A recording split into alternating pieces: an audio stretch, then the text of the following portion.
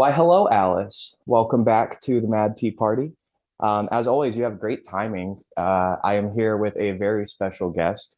First time we've had a mermaid on the show. We Hello. we have Miss Fairen of Sirenville. Thanks for being here. Of course, I'm excited to be here. It's going to Yeah, be fantastic. and I'm very much looking forward to seeing your show. Where's that one at? That's going to be at the end.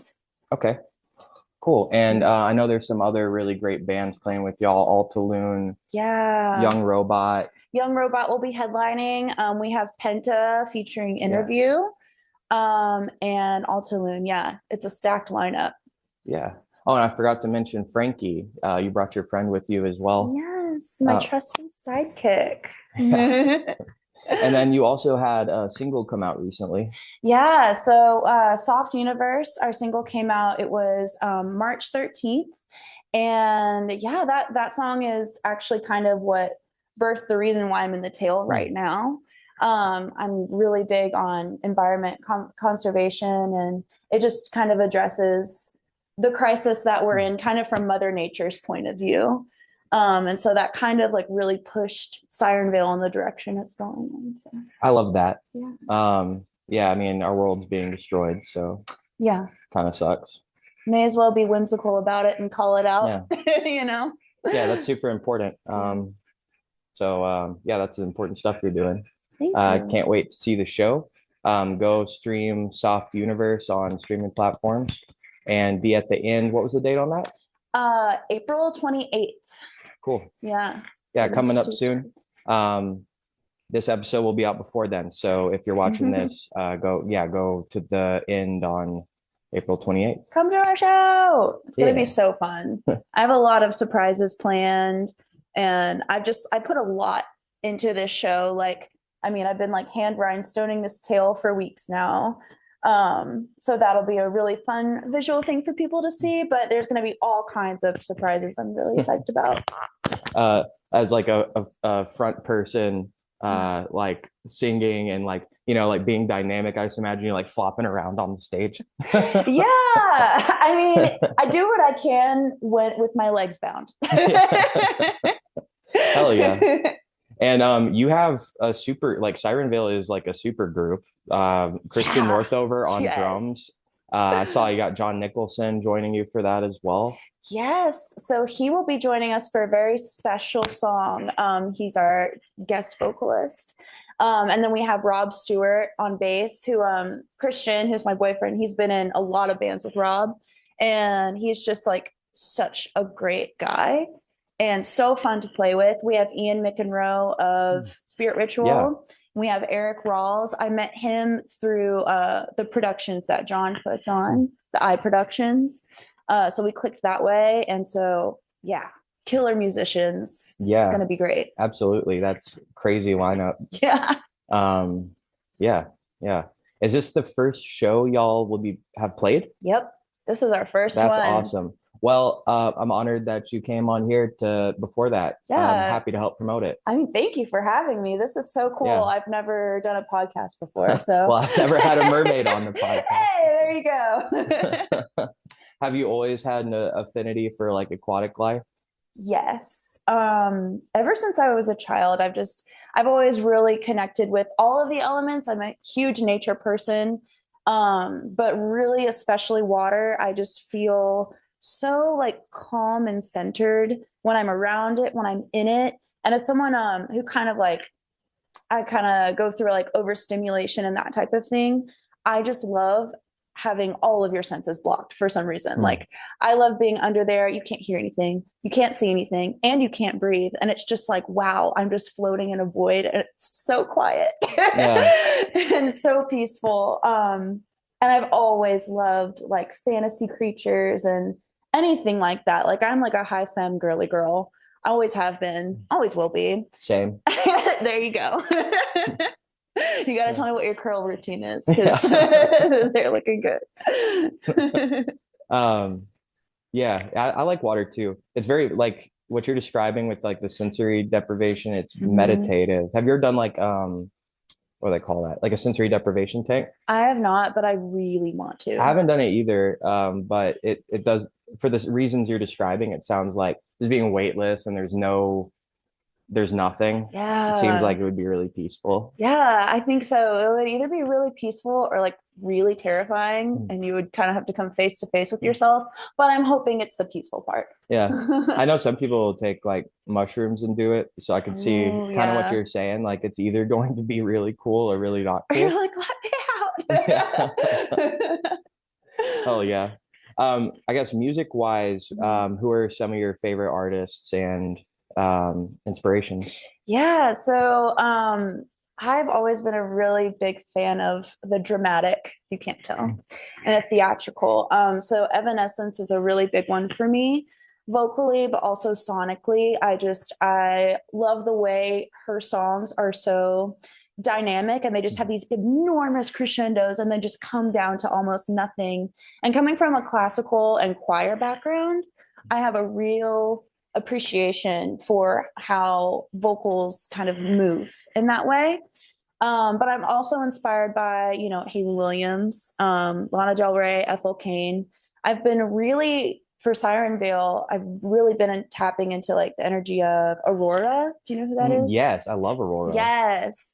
So a lot of like my lyrical inspiration and like sonically, she just has so many like just like interesting and just like really cool sounds she can do with her voice. And so I'm just kind of like melding all of those worlds together of like the kind of like cinematic rock, but also like the really earthy type. I keep saying whimsical. I'm sorry, I can't think of another word, but like Yeah, that that's type of thing. And really ethereal vocals. yeah. So yeah. It sounds like fairy, like that's what Yes. Aurora makes me think of is like the Fey Yes. realm, you know? Yes, Yeah. exactly. And also, I would say Florence and the Machine is Hmm. another one too, who I feel like is kind of like the darker Aurora. Yeah, I can see that. Yeah. That's awesome. That's awesome. Yeah. Thank you. Um, yeah, I got to hear when Christian was here, he showed me um probably the single that y'all just put out, but I was Oh, like, okay. oh shit, that's gonna be awesome. So yeah, Yeah. definitely be there. First show that's like and just such a wicked lineup. Yeah. Um, I'm so here for it. Yeah. So you said you have a choir background. Were you raised religiously? Yeah. I mean, I'm from Dixon, Tennessee. Okay. I don't know if Yeah. you know where that Yeah, I is. grew up Yeah. in Fayetteville, Tennessee. Oh, okay. Yeah. Also super religious. Yeah. I assume Christian. Yes. Christian, my mom, I mean, we were in a Nazarene church Hmm. growing up, but it was very it was a lot. Yeah, It I it was can heavy. totally relate. Yeah. Yeah, it's like, we would have conversations about like if a gunman came in and like put a gun to your head and was like, "Do you Mhm. believe in God or not? What would you say?" It's like, "I'm 12." Like That's a little much for a child. yeah, Yeah. but I mean, I'm not exaggerating. Like, I remember having those conversations and just thinking about your afterlife at such a young age when you've barely been alive, you know? Yeah. It's a lot of pressure and a lot of heaviness. And a lot of my lyrics do draw from that world because they kind of have to. Because I've been deconstructing the past, I would say, decade. It's been a process, because I used to be that kid like evangelizing Yeah, at me school to too. my friends. And I actually, my first boyfriend, my mom only let me date him if we did Bible study together in the mornings. And I got an angry email from his mom being like, he already has a Bible. Why are you pushing this on him? And I'm like, I'm sorry, my mom told Was he me like a to. different denomination of Christian or something? We went to the same church, Weird. but she just didn't like him. Wow. Yeah. And, there was for good reason there too. But like, yeah, it was just very heavy and intense. Went to church camp, that whole thing. And so growing out of it and, kind of seeing how it's affected my life, I'm like, and being in therapy since I was 19, I'm like, oh, that was pretty culty. Yeah, Yeah, that's pretty definition cult. for sure. I grew up Jehovah's Witness, so Oh, like wow. especially when you said the evangelizer part, like that really like hit home for me too, like knocking on doors and Yeah. yeah.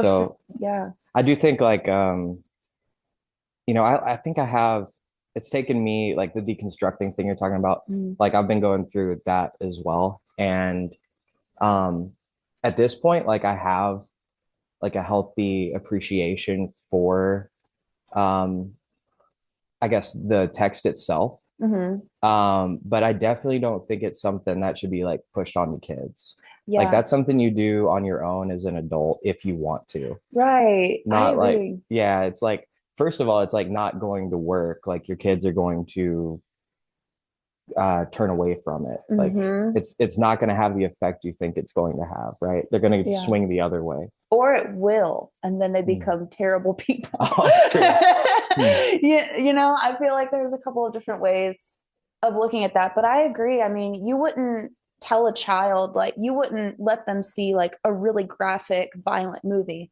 unless it's The Passion of the Christ. Oh my God, that is so funny you'd say that.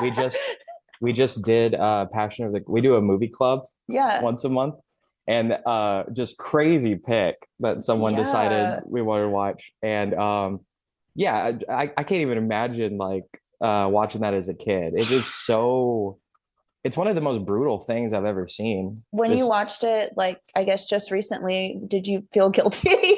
Or are you like, oh, damn, like, did it kind of bring up any of those old wounds? Or are you able to kind of separate from it now? um I don't know, like I don't know if guilty. Um I definitely like I resonate with that character. Like I kind of Mm, like I fuck with Jesus, you know? yeah. I don't think there's really a lot about him in particular to like have beef with. You Yeah. know, there's some like definitely like Old Testament stuff I don't agree with. Yeah. But that's kind of like was the whole thing with Jesus is he got rid of the Old Testament stuff. Like we're not doing this anymore. Yeah. So I mean, it definitely like struck me, especially the parts with like Mother Mary, Hmm. like sort of like the mother angle, like watching It her son happened. go through that is like Yeah. it did what it meant to do. Like it was very disturbing. Yeah. I Um, actually, I've not seen it because my mom was like, honey, you really need to watch this movie to oh my understand. And that's how she talks. She's like very intense, but very quiet and just like straight to your soul. God. And so, but I was like, I'm not doing that because I don't like violence. I don't like watching it anyway.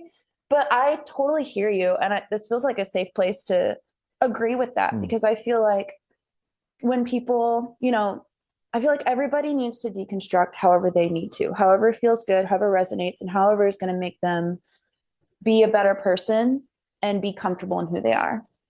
But I feel like sometimes when people do deconstruct, it's so completely the other Hmm. way. If kind of agree with anything in the Bible or anything like that, you're like, oh, you're like a toxic Christian or Hmm. whatever. But for me, it's kind of the same thing where I'm like, wow, like Jesus seemed like a pretty cool dude. And I don't know if I believe, in the resurrection and all of that. But I mean, as far as like what he taught, love your neighbor as yourself, welcome the foreigner, all these things, he was progressive as fuck. Yeah, he's punk rock. Oh yeah, Yeah. absolutely, absolutely. It's like this is not like mild, meek. Like no, he was a revolutionary. Yeah. Like I mean, you know, historical. I don't know like how much of that was real, but in the story, Hmm. it's like and no, this is not. He was punk rock. He was like super, and some of the stuff he says is just like it's reading like metal. It's Yeah, like reading. right. It's wild. Right. And political too. Like my Yeah, mom would be like, Jesus isn't political. When I'm just like, okay, have you read your Bible? I don't yeah, know. Like he's hella political. He flipped the tables, yeah.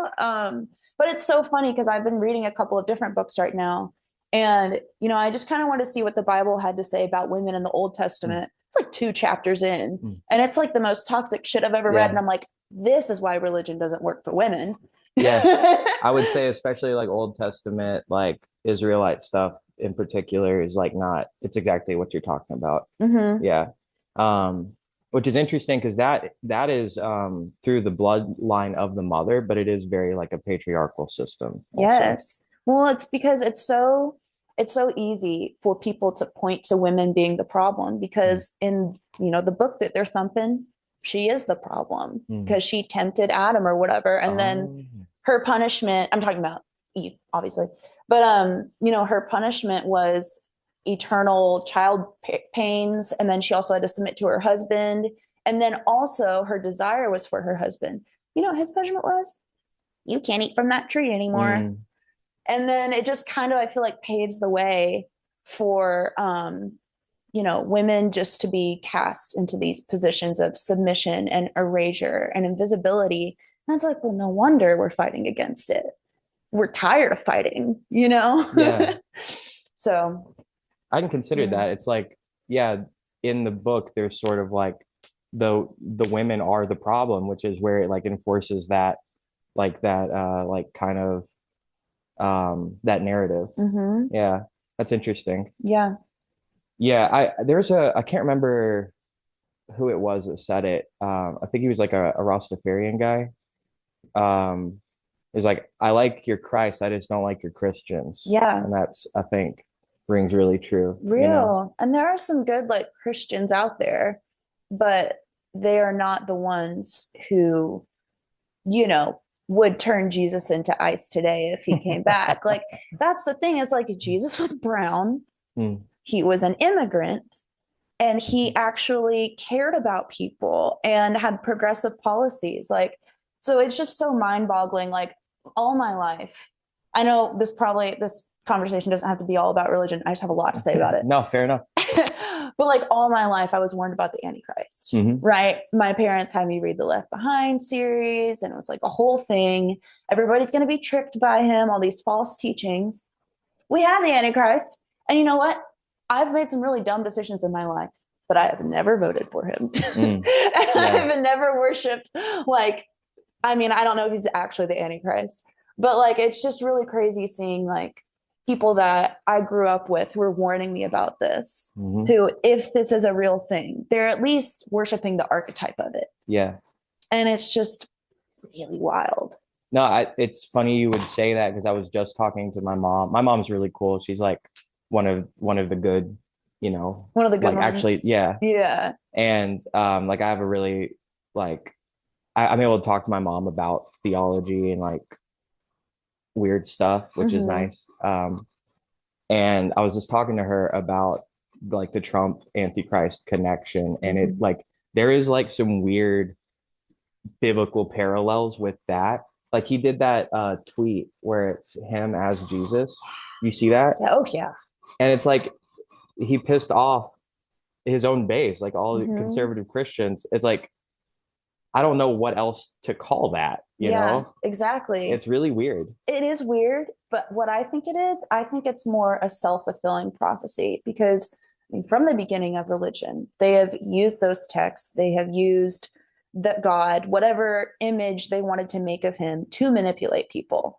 So I think it's less like it is the end times and more they're feeding on people's fear of it Hmm. and they're bringing it on themselves. Like I think it was Pete Hegseth that was even saying that when they were going to Iran, like their job was to bring on Armageddon. Like Trump was called to do Yeah, that. And that is exactly like what we grew up fearing. Like yeah, this big war in the Middle East, it's like essential or whatever. And as a kid, you have no way to understand that. But as an adult, you're like, I don't care about my afterlife. I care about people. hmm, I don't care if this war is like needed or essential for Jesus coming back. Like, this is wrong. yeah, And it's just so crazy, like what people will excuse in the name of their own security in yep. their afterlife. And it's absolutely, and it's totally propaganda too. Like none of Mm-hmm. that is biblical. Jesus Mm-hmm. didn't say blow up kids in Gaza. He Right. absolutely would not be okay with the things that are going on in his name. Yeah. It's disgusting. Yeah. It's very upsetting. It Um, is. and unfortunately, that like there are a lot of Christians that are on like the Zionist, like pro-Israel tip, and Mm-hmm. it's scary to see. Mm-hmm. Um, but I like your whimsical sort of like optimistic positivity towards all of this, like you're talking about with conservation, Yeah. we can acknowledge that things are dark but not let it consume us. I think That's that's the really thing. important. Yeah. There has to be a balance. And kind of what brought me back to writing was finding that balance because for a while I stopped. And I stopped because every time I wrote, it was only because I was processing something terrible. I wasn't finding any joy in it. And so this project kind of reminded me that, like, yes, those things are important to talk about and sing about and write about, but we can't forget about the things that made us happy when we were children and really leaning in to what our inner child needs. Like, I know it sounds woo woo to some people sometimes, but it is really important to feed that part of ourselves. Like, that's why I'm making this silly purple glitter Mm. frog because it like makes my inner child happy. It makes me feel safe. And in a time where it feels so unsafe just to exist, Mm. we need those little bits of whimsy and sparkle and joy, and we need to hold on to them and also encourage other people to find those. Because I feel like when we grow up, it's okay, we're working a 9 to 5, and there's like all these expectations, all these things that we have to do. And then we also are taking on the weight of the world with all of that. When do we have time to play? When do we have time to imagine and create? Like, if we lose those things, I feel like we lose a part of our soul. I know it sounds dramatic, No, not at all. but we need art. We need to do those things. Absolutely. I think it's woo woo. You're in the right place for woo woo because, I like, figured. yeah. Um, but there's a war going on over the spirit, and part of it is making people feel small and afraid and isolating. Mhm. So like live music's a great example of something that it really brings people together. Yeah. You know, where would we be without art and like love in the world? You know, Yeah. so I guess all of that to say, whether you realize it or not, what you do is extremely important. I really appreciate that. Yeah. Thank you. I didn't want to come back to this without some sort of purpose. And it just came from like creating whatever was in my head, whether it was good or bad. Like it was like I was taking like it was like I was cooking noodles and I was throwing them at the wall. And if it stuck, then great. And if not, then okay, well, we're gonna try something else, I think it's just so important to like, I don't know, make mistakes and figure out the direction that you want to go by trial and error. Like, Mm. yeah. Yeah. That's part of the journey, right? Yeah, Yeah. definitely. We're all figuring it out as we go. But as Mhm. a kid, you're like, oh, adults like know what's going on. And then as you grow up, you realize it's like no one has any idea what's going on. Literally. Some people act like they do. And Oh it's yeah. like, well, that's the person I don't trust is the person who tells me they know what's going on. Right. Yeah. Yeah. Yeah. Yeah. Um, so I used to ask people if they have any ghost stories. Really, what I mean is like, have you had any experiences that you can't really like rationalize or explain? I guess whenever a ghost story puts this connotation on it, like this assumption about what it is, but Yeah. really I just mean like paranormal experiences. Yes. So I have a very active dream world, and I always have. And there is one dream that I will always remember, and a witch told me it's because I astral project. So I'll tell you about this one. Hmm. Um, so this dream happened when I lived in Florida once upon a time, and I was hella depressed during this time. And so I took a lot of day naps. All right. A lot of day naps. And I lived with my aunt and my uncle. And that weekend they happened to be out of town. So I was taking my nap, but then I heard them laughing downstairs. And then so I got up to see what was going on. What's going on down there? Nobody was there. So I walk down the stairs and I look in the hallway, and there's a man standing there. And sometimes in my dreams, like, I don't know if my brain does this to relieve some of the tension, but he was eating my favorite Pop Tarts. And I was really pissed about it. They were the s'mores flavor. And I was like, what are you doing eating my Pop Tarts? He's like, what are you doing? Like, looking at me like I scared him. And I was like, those are my Pop Tarts. And he's like, what, you can see me? And I was like, yeah. He's like, but you're dead. I was like, no, I'm not. You're dead. And then he's like, no, you're dead. And it just went back and forth. And then I like ran out the front door. And when I went outside, everything was the same, but it wasn't. Like it looked the same, but it was artificial. So like the grass was astroturf and the cars were like almost like they were like made out of like Hot Wheel material. And when I looked up at the sky, it was a dome. And then I turned back around and then I go back upstairs. So like when you turn around, the hallway is like right there, and then the stairs to my room right here. And he's still standing and he's just like looking at me blankly, just repeating, "You're dead, you're dead, you're dead, you're dead." Yeah. And then I run up the stairs and I jump back into my body. I woke up. I had been asleep for like 6 hours and I felt like I had been trying to wake up for a long time. So that dream really, really threw me off because I really felt like it wasn't a dream. Come to find out, my aunt had a best friend named Tony, and he lived with them for a while, and he stayed in my room. Tony died. And she described to me like what he looked like, and I was like, I'm pretty sure I just saw Tony in my like astral projection other world like dream. So fast forward a few years, I ended up going to a treatment center for some like mental health things for a couple months. And I was talking to a girl that was there with me, and she claimed to be a witch. And I was telling her about everything. And she was telling me, "Oh, you were astral projecting." And she was like, "You need to start, before you go to sleep, you need to start imagining that there's a rope tied around you. So you have a tether in case you go anywhere." And the thing is, I don't know if I believe that, but my mom has always had really terrifying, crazy dreams too. And I definitely still have really weird dreams like that where I wake up and I just feel so tired, like I lived another life. Um, and I saw a dream interpreter for a while. Granted, she was a Christian dream interpreter. And she was telling me that there is something really dark attached to the women in my family, especially. And this happened, I saw her, it was like 2019, 2020.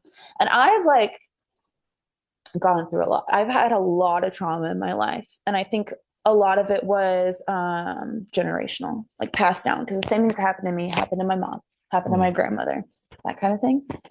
And she was just telling me that I needed to find a way to get this like darkness kind of like unattached from me, because that's where like it's kind of like draining my energy like through those dreams and things. And I still have nightmares sometimes, but I don't feel that heaviness like I used to. Um, oh my God, I'm like shaking. It gives me like a lot of It's a anxiety lot. talking Yeah. about this stuff. Um, but it just like it blows my own mind. Um, but yeah, I mean, as far as like seeing things and that type of thing, when I was like the worst in my mental health episodes, I definitely experienced some things kind of on that caliber. Like hearing things that weren't there, or just like extreme paranoia and stuff.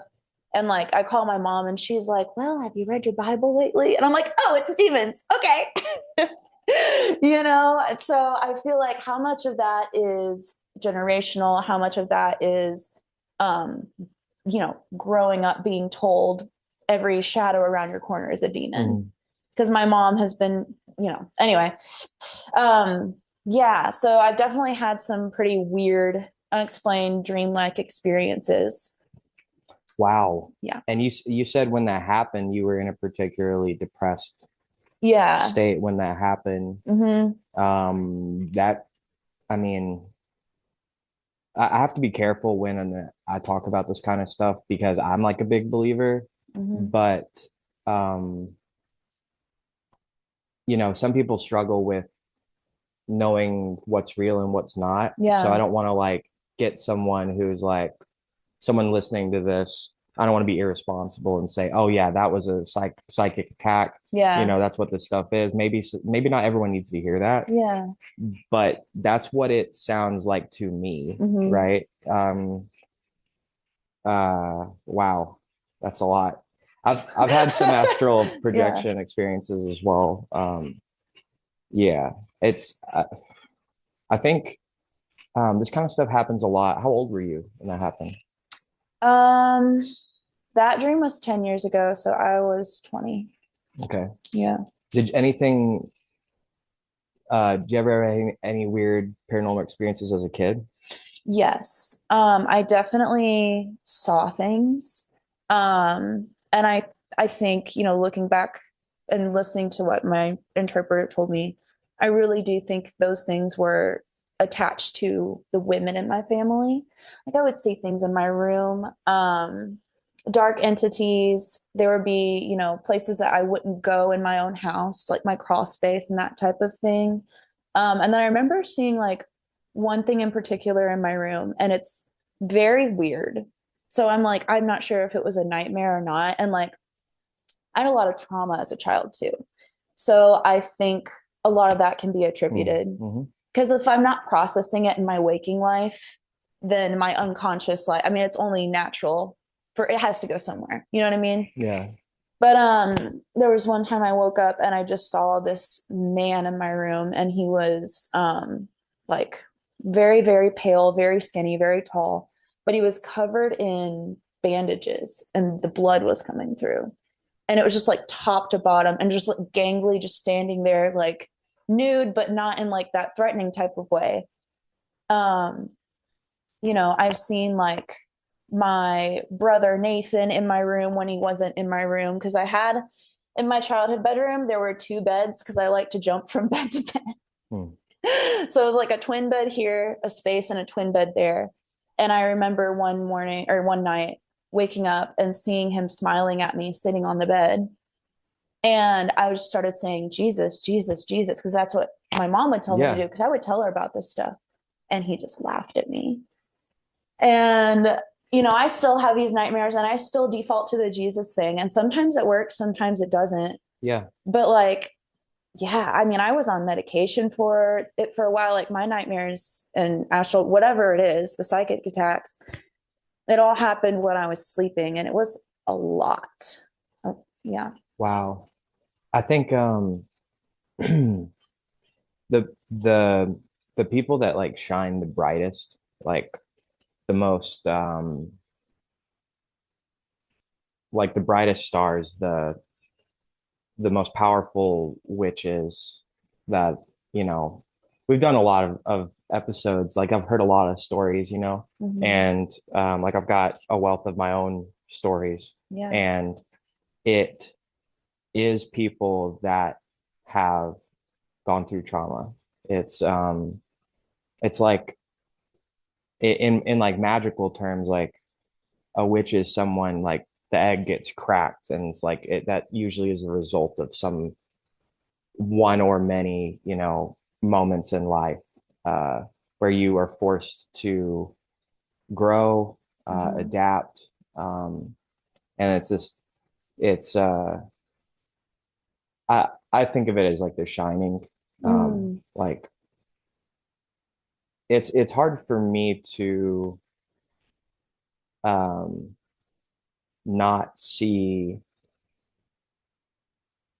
whenever you open up those doors, it's hard to shut them, you Yeah. know? And that's the thing is my mom was always warning us about that. And I was like, oh, she always sheltered us. Like we weren't allowed to watch Harry Potter or anything like that. It was Uh, one of those households. Same.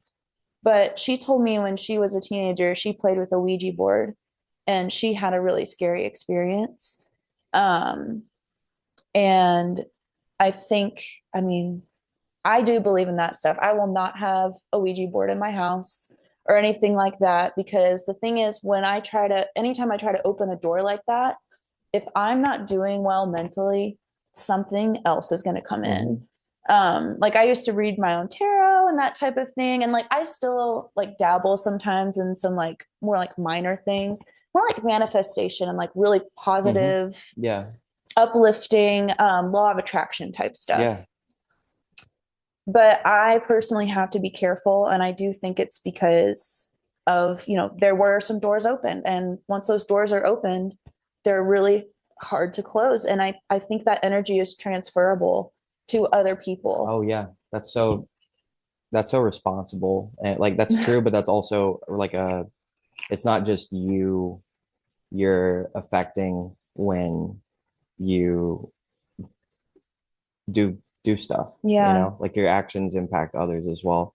I'm on like a similar, like as of like a week ago, being more selective with the energies I work with. Yeah. Because I've told these stories on here before, so I won't get into it too much, but um like I've been burned bad like working with the dark, and Hmm. I'm on my like I'm only doing light work at Yeah. this point,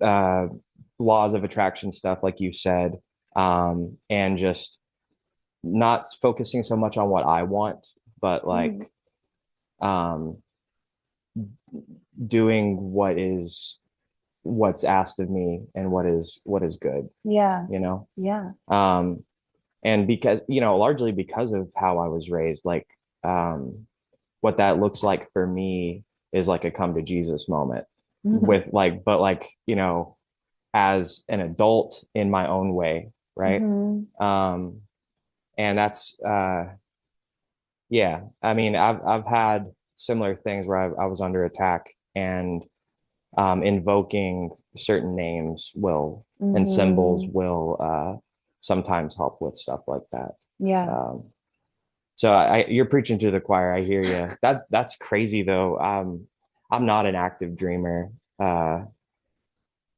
Sometimes I'll get like sleep paralysis stuff, but Oh, yeah. God, that's rough. yeah. That's very Um, scary.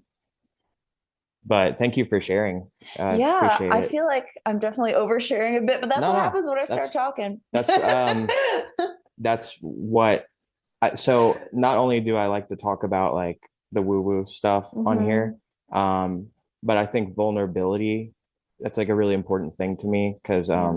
like we've done a lot of um like trauma dumping on this show. Yeah. And the reason I think that's important is because if you or someone else can say something on a podcast in front of people, like maybe that'll give someone the courage to have a conversation with their parents or their spouse, you Yeah, know? definitely. Because the darkness has less of a hold on you if you like shine a light on it. It's like Exactly. talking through things is like you're no longer a victim of it. Yeah. You can overpower um those things. Yeah. The darkness wants you to be isolated. Yeah. It wants you to keep everything in and to just spiral into yourself. It doesn't want you to have community or connection or anybody to understand you. It wants to make you think that this is where you belong. Only you feel this way.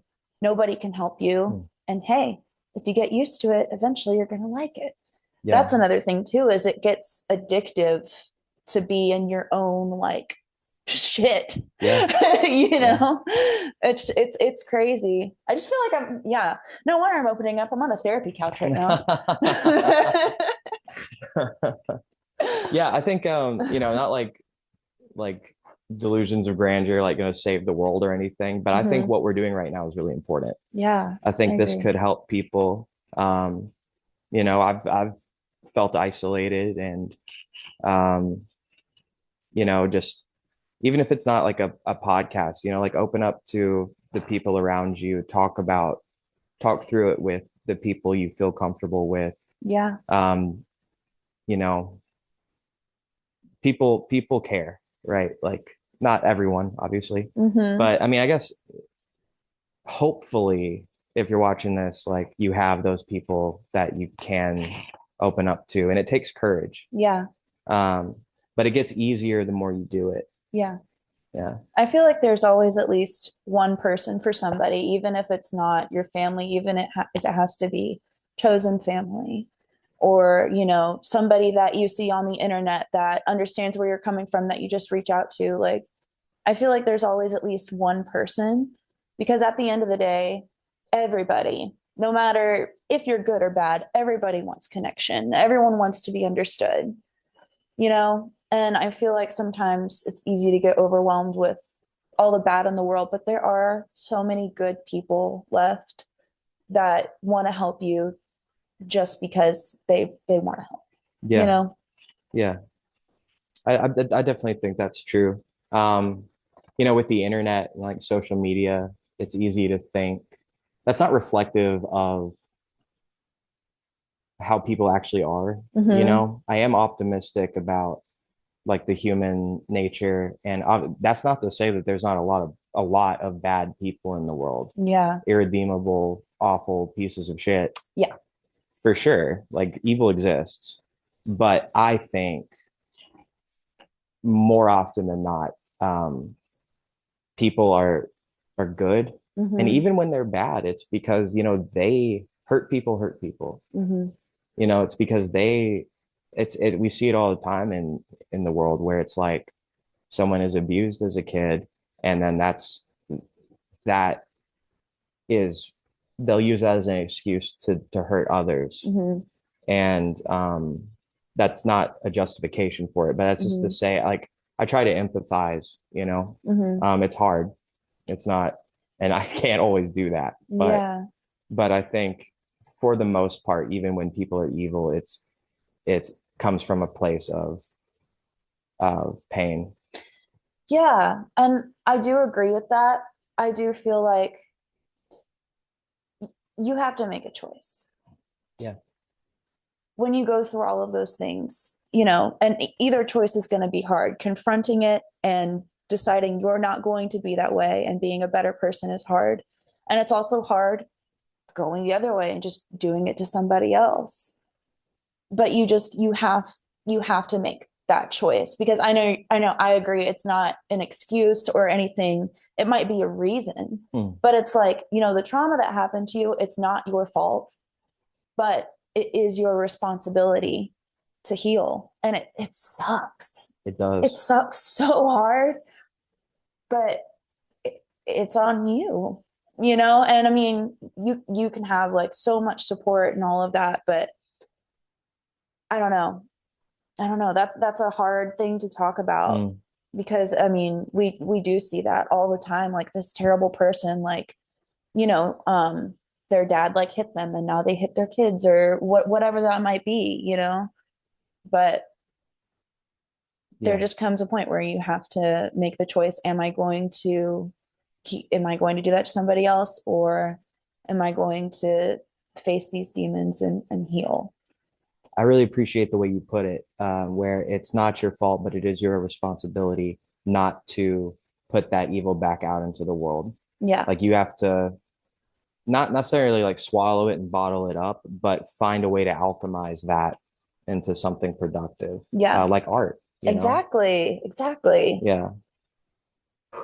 I know. I'm like shaking a little bit. Also, I Yeah. hope these bells aren't gonna mess with Oh, the you're sound good. too much, because It, I'm just like making so much noise. I'm sure it's fine. I'm sure it's fine. What do you think about aliens? I guess to be more specific, because like it seems like everyone I've asked about this is like, well, there's got to be life out there somewhere. Yeah. So to get more specific, Hmm. do you think um, extraterrestrial life has been to Earth? I really don't. I really don't know, because I think I would have to like really think about what the definition of alien is. Mm. Because there's like this image, that is like automatically conjured from what we've seen, like Hmm. the little like green or gray guys with like the big eyes or whatever. But I mean, who's to say they don't look just like Sure. us? Yeah. I mean, I think it's definitely possible. And there have been, unexplained aircraft. And I definitely resonate with the aliens in the oceans thing. Hmm. It might be more like they've been here the entire time. Like they're like the ancient entities in the ocean. Hmm. It's alien to us, but they were here first. Do you Okay, know what I I see what you're mean? saying. It's all right, right. It's almost like we're more alien than them. Yeah, it's not necessarily like, oh, they like came from like another planet or something. Like this planet is so old Yeah, that's and true. there's so much we don't know. Um, and I feel like there's so much undiscovered because it's not supposed to be discovered. Yeah, or like the governments know and Yeah, we just don't know. I definitely think. I mean, okay, yeah, I think mermaids exist. I know you did. I Oh, know you hell didn't say yeah. mermaids, but like, Oh, for real? That's awesome. I I mean, obviously they exist, but I've never mean, seen another one. That's yeah, I they're pretty mean, elusive I most think of the that's really time. interesting. Why do you say that? Because evolution is insane, and Hmm. there's like so many things that shouldn't exist that do, like Hmm. platypus. Oh, What the fuck is that? you were so right. I had Joseph Page has this band called Vladipus. Oh, Um, nice. Is it like and vampire platypus? yeah, I don't actually know where the name comes from, but we had a whole conversation on here about platypi and Yeah. how he was telling me how weird they are. They glow in the dark. Yeah, they're UV reactive. What the fuck? Crazy. Crazy. Yes. That didn't just happen. Right. Right. So like half person, half fish, that to me is pretty tame compared to like what's in the You world. know, compared to a platypus, yes, I totally agree with you. That is more mundane than a platypus. Yeah. Platypus is like super underrated on the alien scale. That's an alien. Yeah, exactly. Yeah. Exactly. And like, okay, some of the other stuff in the ocean is way crazier than mermaids. Like, there's like some fish that like literally strobe and they don't even have like a real form. Like they just look like jelly or like the comb jellyfish that like kind of like they literally look like they have LEDs going through them. Like these giant squid, like there's just like some weird shit out there, and I feel like mermaids are not the weirdest part. When you put it in perspective like that, I'm like, yeah, no, mermaids are not weirder than some of the other stuff we are aware of. Yeah, and they're supposedly, I mean, I don't know if there's any merit to it, but the Book of Enoch is really interesting. Oh, They're you're cooking right and now. they're Let's go. Yeah, go yeah. Book of Enoch, go off.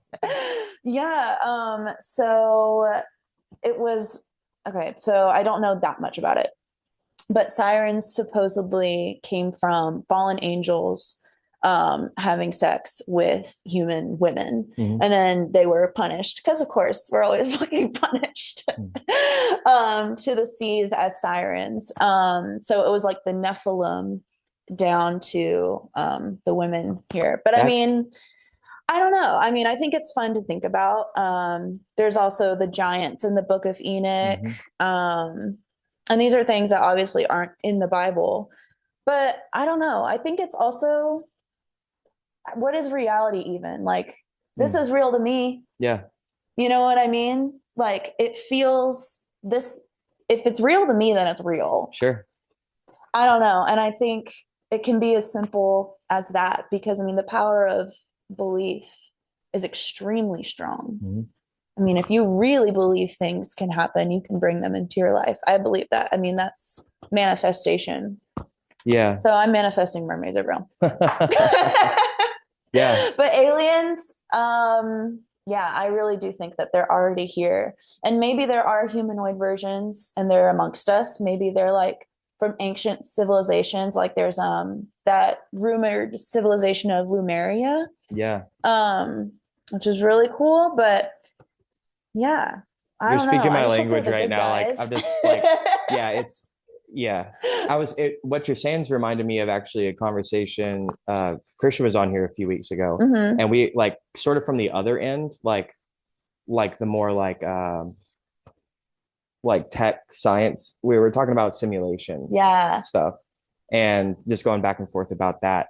And that's all like just what you said about like what even is real? What are we talking about when we say that? What does Yeah. that even mean? Right. You know, these are all words. They don't, Yeah. They're words that yeah, we made up definitions for. These are all like everything is made up. yeah, You know what I mean? yeah, I don't know. yeah. I, Yeah. yeah. So, back to the, like the hurt people thing and like responsibility to heal. Yeah. Something that I've been thinking about a lot lately is, um, I do believe in good and evil. Hmm. I, I do believe in that. Like, I think some things are good and some things are bad, Yeah. objectively. maybe I don't have the perfect compass of what that is, Hmm. but I have faith that those things exist, if that Hmm. makes sense, even if I don't understand it Yeah. completely. Um, like for example, maybe I think I'm right, but I'm wrong. Yeah. Like I think I'm doing a good thing, but that doesn't mean I get it, but I do think those things exist. Hmm. And um, the thing I've been thinking about a lot is the association between morality and intelligence. Hmm. So I don't think like there are evil people that are really smart. Hmm. What I really mean though is they would be smarter if they were good. And what I Hmm. mean by that is uh, if you do something evil, you cannot possibly begin to know what the consequences of that are. Right. So like you gave an example of like someone um, like hitting a kid or something. Hmm. You may understand like that you're hitting someone. What you don't understand is the effects that ripples out into the future for all time, Right. right? And the same could be said about like small acts of kindness, Yeah. you know, like tip your waiters and bartenders, smiling at people is like Hmm. you have no idea what positive effects that might ripple out into the future. Yeah. We can't possibly begin to wrap our heads around it. So I guess what I'm saying is even if you're like a complete psychopath and you just don't care that you're Hmm. hurting people, that will come back to bite you. Oh, for sure. What you're putting out, like, like karma, but also just like in a more like like physical sense, like that's gonna hurt your reputation. That's Hmm. gonna it will come back to bite you. And if you can't see that, that's ignorant. So Yeah. evil is ignorant, Yeah. right? Um, it's stupid to be evil. I agree. And I think there's, that that quote Jesus says, or whatever, forgive them, Father, they know not what Mm. they do. Yeah. But right now, I feel like they do know what they do, Mm. but there is no way for them to know the lasting generational effects of their choices. Yeah. And I think, yeah, on the flip side, when you are kind to someone, when, like you said, when you give them like a smile or tip your waiters or whatever, just ask how someone's day is, or like just like compliment someone, like anything like really small, like you said, it can ripple into something huge. Like it can turn their whole day around or their view on life around, or just make them feel less lonely for 5 seconds. Yeah. I think the loneliness epidemic is the culprit to a lot of what's going on, because people get stuck in their own minds of how they think things should be. And, you know, they're not lonely online, they're like posting about how they feel or Mm. whatever. But I feel like we're really lacking that sense of community and connection and really just this, Yeah. just the give and take of conversation, Yeah. and just really letting someone feel heard and seen. Um, And I think, if people were less lonely and could open up more, the world would be a better place and a more peaceful place, and a place where people could actually say what they're thinking without being, attacked about it all the Yeah. time. Yeah, for sure. Because that's what's so infuriating sometimes about being on online is like somebody will post like, this is my favorite recipe to make, and then someone's like, that chicken's dry as fuck, or like, this looks disgusting, and I'm Yeah. like, to me it takes so much more energy to be mean Hmm. than to be kind. Like if I say something mean about someone, I'm going to think about that for like the next week. Yeah. Like I'm going to have this weight. Mhm. It takes nothing to be kind.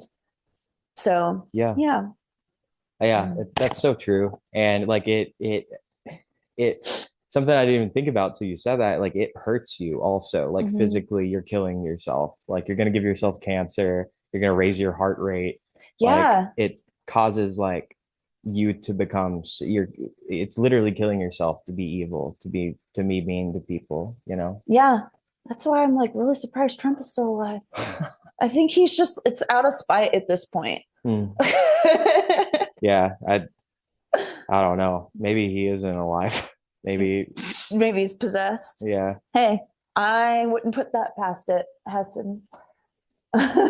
yeah. I do think we're coming into like a spiritual awakening. Mm, Um, I think people are that's sort of like the good part of the internet is like you can't hide anything anymore. yeah. Like all of these cults are having people just leave in droves Hmm. because um I think about like the stair step religions like Scientology, Hmm. where it's like, okay, you're level one, but there's like Right. you can unlock level two and learn new stuff, but we're Hmm. not going to tell you all of it. Yeah. That doesn't work anymore because of the internet. Yeah. People can just look up whatever it is. Exactly. And I think that's sort of the good part is that you can't keep a secret anymore. Yeah. Everything's out in the light. And if you're a good Hmm. person, there's no reason to have You're secrets. all good. You're all good. Yeah. Yeah. I agree. I agree. Yeah, it is really funny. It's like, oh, $10,000, and then we can tell you more about Zeep Zorp. Yeah. Yeah. Yeah. Whatever. That one in particular is like is crazy. Scientology is so wild. It is. It is. And I don't know if there's still a church in Nashville, but I don't know if it's still open. Do you know if it I don't know is? if it's still open. I know the building you're talking Yeah, about I though. drive past it every day and I'm just like, I wonder. Yeah. Yeah. I mean, who's going to it anymore? You know? I know who can afford it in this economy? That's Scientology? Come on. so true. You get a subscription, like Yeah. $50 a month. Scientology premium. Do you have any like I guess advice for young people um about how to navigate the world, you know? Like yeah, I guess any parting thoughts about if you could talk to your younger self Mm. and give them some advice, what would you say? I think true freedom comes from, and this sounds cliche, but being as authentic to you as you can be, because you will attract the right people, but more so, you will have such a deep knowing of yourself. There's no confidence that's like comparable to being exactly who you are. Mm, And I think everybody should be making art regardless of their skill level. mm, Because it's important and art is the purest expression of your soul.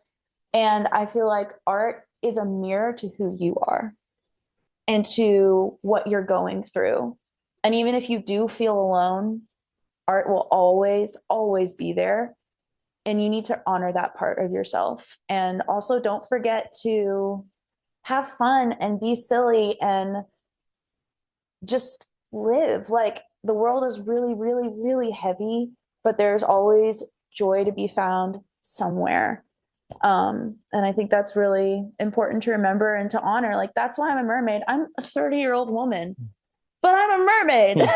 You living know, your best I'm life. living my best Yeah. life, and it's great. Like whimsy has no age limit. Mm, Um, yeah, so I yeah. just think it's really important to just be authentic to exactly who you are and to be kind because, like I said before, it takes so much more energy to be negative and to be mean. Mm. And like you were saying, like those lasting effects could be catastrophic for some people. So be kind and be yourself. Be kind, Make art.